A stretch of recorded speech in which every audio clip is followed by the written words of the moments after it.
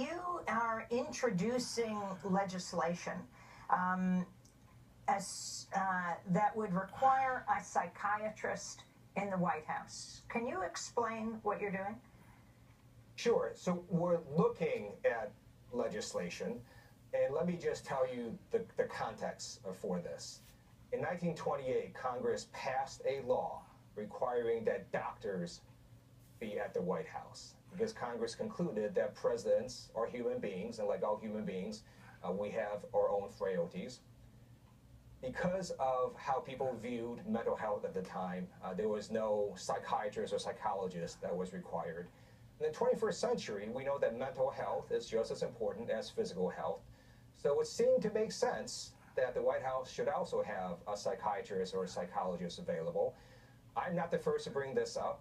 Republican Chairman Jason Chaffetz told the Washington Post earlier this year that he thought the president should have an independent mental health exam.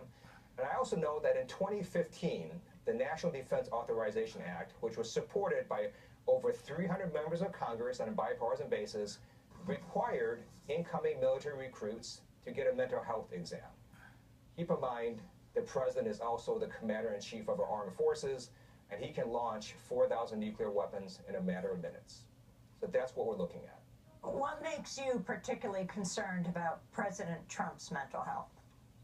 Well, there is a structural issue where I believe that the demands of the presidency have increased significantly, especially since the advent of nuclear weapons, and the president should have the best treatment available. In terms of this bill, we're trying to see if this is the best way to go about it. Clearly, to me, when you have a president that lies pathologically, that believes in alternative facts, it suggests to me there is a problem. I don't know the extent of that problem. I don't know what the best solution is, but I do think that this issue should be raised. And so I raised the issue